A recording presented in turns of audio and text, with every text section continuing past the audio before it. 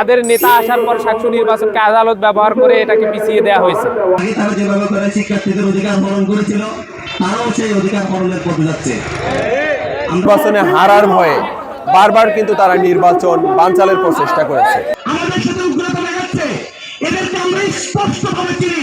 তারা ছাত্রলীগ করত এবং ছাত্রলীগের পথধারী তারা নেতা ছিল।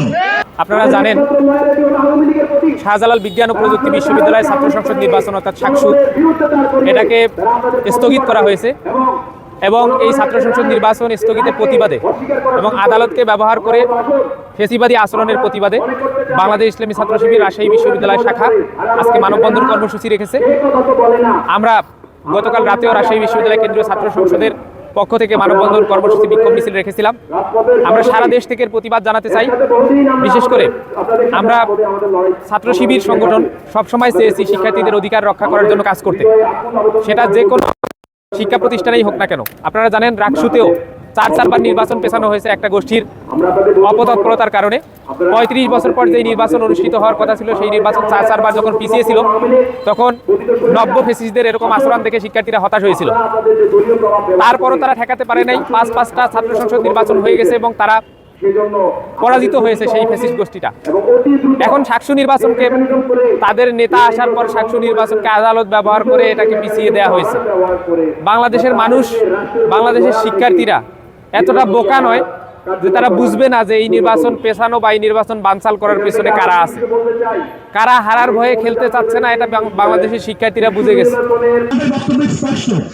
আমরা বলতে চাই, বাংলাদেশের যে কোনো ক্যাম্পাসে শিক্ষার্থীদের অধিকার যদি বঞ্চিত করা হয়, আমাদের যে কোনো শিক্ষার্থী ভাই বোন তাদের অধিকার থেকে যদি বঞ্চিত করা হয়, আমরা ইতিপূর্বে যে আমাদের ছাত্র শিবির কথা বলেছে, আগামীকাল কথা বলবে। আমরা শুধু স্পষ্ট বলতে চাই, এই নির্বাচন বন্ধ করার জন্য যে মব সৃষ্টি করেছে ছাত্রদল, এর বিরুদ্ধে প্রত্যেকটি ছাত্র সমাজ যে আজকে প্রতিরোধ গড়ে তোলা দরকার। আমার মনে হয় সেই সময় আজকে চলে এসেছে, আমাদেরকে প্রতিরোধ গড়ে তোলা দরকার। আমরা খেয়াল করেছি আজকে ছাত্রদলের সাথে আমাদের দীর্ঘ আন্দোলন সংগ্রামের ইতিহাস রয়েছে। যখন ফ্যাসিবাদ আমাদের উপর নির্যাতন নিষ্পেষণ করেছে, ছাত্রদল 5 আগস্ট পর্যন্ত আমরা দেখেছি রাজপথে আমাদের সাথে আন্দোলনে ছিল, কিন্তু ক্যাম্পাসগুলোতে 5 আগস্ট পরবর্তী সময়ে তাদের লক্ষ্য উদ্দেশ্যে পরিণত হয়েছে টেন্ডারবাজি করা। যার কারণে যে নির্বাচন অনুষ্ঠিত হচ্ছে সেই নির্বাচনেই তারা পরাজিত হচ্ছে। আমরা দেখেছি ছাত্র সংসদ নির্বাচনের পরবর্তী সময়ে আজকে ছাত্র দলে যারা জয়েন করার পরে আমাদের সাথে উগ্রতা দেখাচ্ছে, এদেরকে আমরা স্পষ্টভাবে চিনি। তারা ছাত্রলীগ করত এবং ছাত্রলীগের পথধারী তারা নেতা ছিল। আমরা শুধু ছাত্র দলকে যদি বলেন অনুরোধ, তাহলে অনুরোধ করতে চাই, যদি বলেন সাবধান, তাহলে সাবধান করতে চাই। আপনার এই দলের যারা কাজ করতে 5 আগস্টের পূর্বে আপনি আপনার আদর্শকে প্রচার করার মাধ্যমে আপনি ভালো কিছু লোক এখানে রিক্রুট করতে পারেন, কিন্তু কোন সন্ত্রাসী আওয়ামী লীগ এবং ছাত্রলীগ আপনি এখানে রিক্রুট করতে পারেন না।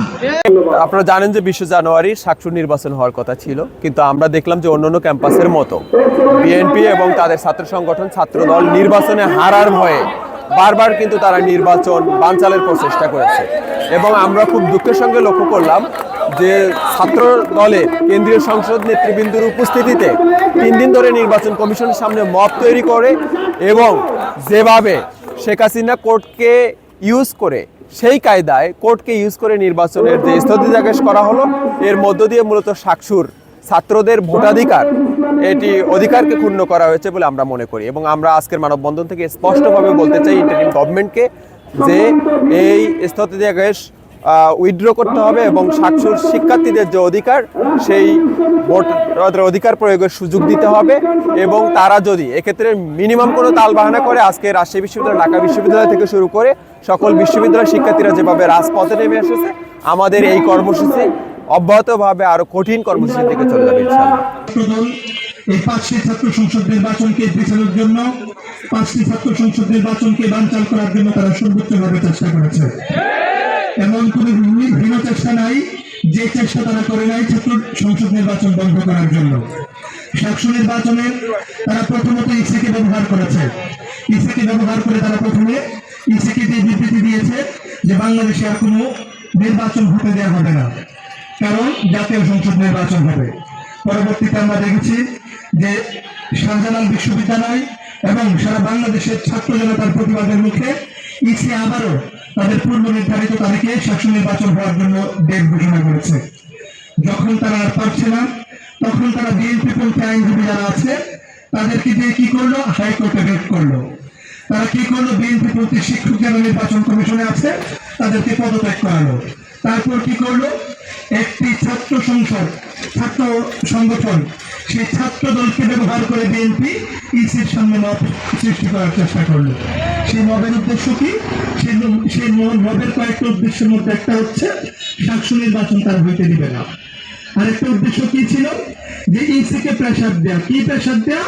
যে যারা এই বাংলাদেশের জনগণের গচ্ছিত অর্থ ব্যাংকে যারা রেখেছে, সেই অর্থ যারা ঋণ খেলাপের মাধ্যমে এই বাংলাদেশকে লুটে পড়ে খাচ্ছে, তাদেরকে যেন আবারও নির্বাচন করার সুযোগ দেয়, সেই বন্দোবস্ত তারা করেছে। এর মাধ্যমে কেবলমাত্র তারা শাসন নির্বাচনকে বাঞ্চানোর চেষ্টা করে নাই, এর মাধ্যমে তারা আবারও লুটেরা শ্রেণী যারা আছে তাদেরকে বাংলাদেশের সংসদে নিয়ে যাওয়ার অপচেষ্টা চালানো হচ্ছে। দীর্ঘ ফেসিবাদী শাসনের পরবর্তীতে একটি সুন্দর সমাজ, সুন্দর শিক্ষা প্রতিষ্ঠান এবং আমাদের অধিকার পাবো এই প্রত্যাশায় আমরা যে জীবন দিয়েছি, আমরা 5 আগস্ট পরবর্তী দেখতে পাচ্ছি একটি দল, ছাত্র দল এবং বিএনপি ঠিক আগের যুগে ফেরত যাচ্ছে। আগে তারা যেভাবে করে শিক্ষার্থীদের অধিকার হরণ করেছিল, তারাও সেই অধিকার হরণের পথে যাচ্ছে। আমরা প্রত্যাশা করেছিলাম 5 আগস্ট পরবর্তী একটি সুস্থ রাজনৈতিক পরিবেশ সৃষ্টি হবে এবং তারা সুন্দর রাজনীতি করে যাবে। আমরা দেখতে পাচ্ছি তারা সুন্দর রাজনীতির পথ বাদ দিয়ে তারা অপরাজনীতির পথ বেছে নিয়েছে। গুজব তাদের প্রধান হাতিয়ার হয়ে দাঁড়িয়েছে। প্রতিনিয়ত অপতথ্য ছড়াচ্ছে। তারা যেখানেই সুযোগ পাচ্ছে চাঁদাবাজি করছে, যেখানেই সুযোগ পাচ্ছে টেন্ডারবাজি করছে। এসব করার জন্য যখন তারা যেখানেই তারা বাধার শিকার হচ্ছে, সেখানেই তারা মানুষজনের উপর চড়াও হচ্ছে, হামলা করছে। এখন পর্যন্ত তাদের দলীয় কুণ্ডলে, অন্তর কুণ্ডলে 200-র অধিক শিক্ষার্থী, 200-র অধিক মানুষ তারা হত্যা করেছে। আমরা দেখতে পেয়েছি শিক্ষা প্রতিষ্ঠান সমূহে সর্বপ্রথম যে হত্যাকাণ্ডের শিকার হয়েছে সেটিও ছাত্র দলের হাত ধরে। আমরা এখন দেখতে পাচ্ছি কারা আবারও সেই আওয়ামী সন্ত্রাসীদের সেই রেজিম ফিরিয়ে আনার চেষ্টা করছে।